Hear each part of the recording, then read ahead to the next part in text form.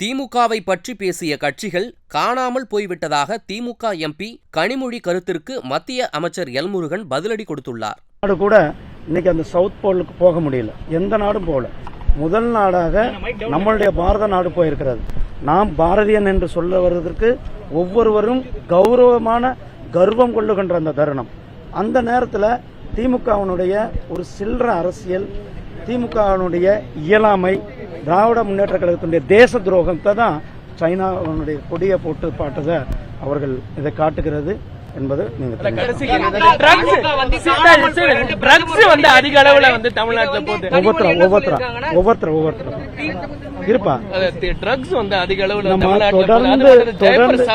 தொடர்ந்து பாரதிய ஜனதா கட்சி தமிழகத்தில் கிராமம் மூளை முடுக்கெல்லாம் ட்ரக்ஸ் பரவி இருக்கிறது.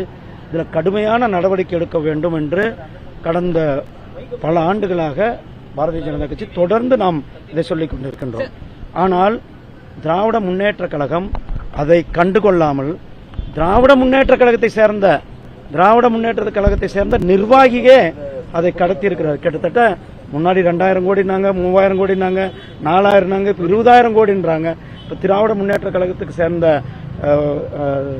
இடங்களை ஜாஃபர் சாதிக் ஆகட்டும், அவர்கள் சம்பந்தமான இடங்களை இன்னும் சோதனைகள் செய்து கொண்டிருக்கிறார்கள் என்சிஆர். அப்போ இன்னும் அந்த சோதனை எல்லாம் செய்யும்போது இன்னும் எவ்வளவு திடுக்கிடும் தகவல் எல்லாம் வருவதற்கு இருக்கு. இன்றைக்கு கூட ஒரு செய்தி, பாலிமர் செய்தி சேகரிக்கும் நம்மளுடைய நிருபர அந்த இடத்துல கேமராமேனை வந்து தாக்கியிருக்கிறார் திராவிட முன்னேற்ற கழகம். ஒரு செய்தியை விட வெளியில வர்றதுக்கு அவர்கள் வந்து அந்த செய்தியை போய் கவர் பண்றாங்கன்றதுக்காக கேமராமேனை கூட தாக்குற அளவுக்கு தான் இன்றைக்கு திராவிட முன்னேற்ற கழகத்தினுடைய சட்டம் ஒழுங்கு சீர்கெட்டு இருக்கு. நாங்கள் தொடர்ந்து சொல்றோம், ட்ரக்ஸ்னால, டாஸ்மாக் கடைகளால கொள்ளை சட்டம் ஒழுங்கு இதெல்லாம் நடந்து கொண்டிருக்கிறது. ஆனால் இவர்கள் செவிடம் காதல் ஊதின சங்காக தான் அவர்கள் நினைத்துக் கொண்டிருக்கிறார்கள். திராவிட முன்னேற்ற கழகத்தை சேர்ந்த இன்னும் ஒரு முழு விசாரணைக்கு பிறகுதான் இல்ல இன்னும் யார் அப்படின்றது கூட நமக்கு தெரிய வரும். நெல்லையில் பேசிய பிரதமர் மோடி மேடையில் என்ன சொன்னா, திமுக காணாம போயிடும், அதை தேடக்கூடிய நிலையில தான் உண்ணக்கூடிய நாட்கள் இருக்கும். ஆனா கனிமொழி என்ன சொல்லியிருக்காங்க, திமுக பத்தி பேசினவங்க எல்லாம் காணாம போயிட்டாங்க.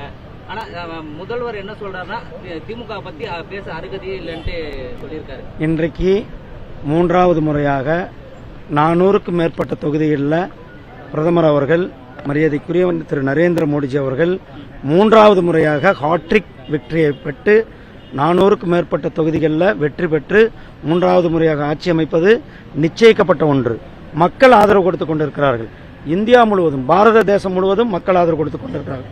இந்தியா கூட்டணி, இண்டி கூட்டணி இன்றைக்கு எந்த ஸ்டேட்ல கூட கூட்டணி கிடையாது.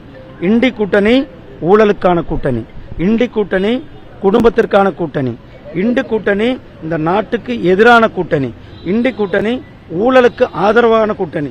அந்த கூட்டணியை மக்கள் புறந்தள்ளுவதற்கு தயாராக இருக்கிறார்கள். தமிழ்நாட்டில் பொறுத்தளவுக்கு திராவிட முன்னேற்ற கழகம்னாலே என்னது, ஊழல்.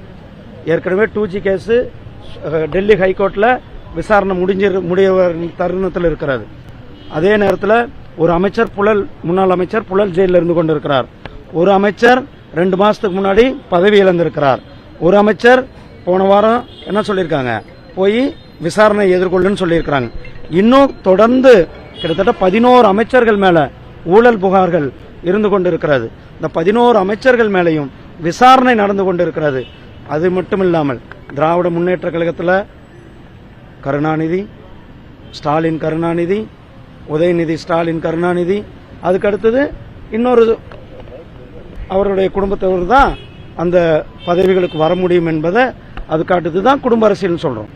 ஆனால் பாரதிய ஜனதா கட்சியில சாதாரண விவசாய வேலை செய்யற நான், சாதாரண விவசாய குடும்பத்தை சேர்ந்த அண்ணாமலை, இது மாதிரி நாங்கள் பெரிய பதவிக்கு வர முடியும்.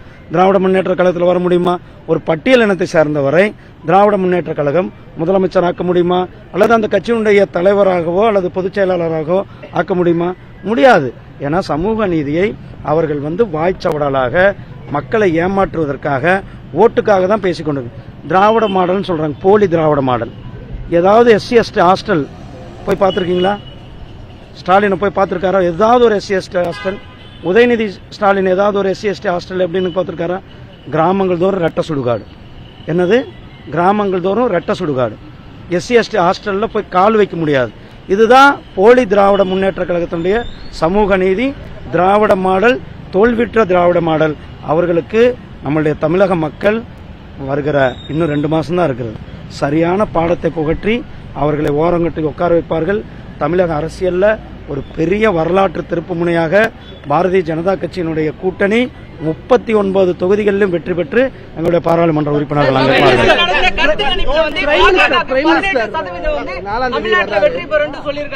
எப்படி இருக்க போகுது? ஏன்னா 1 வீக் கூட ஆகல, ஒரு 5-6 நாள்லயே மறுபடியும் வர்றாரு.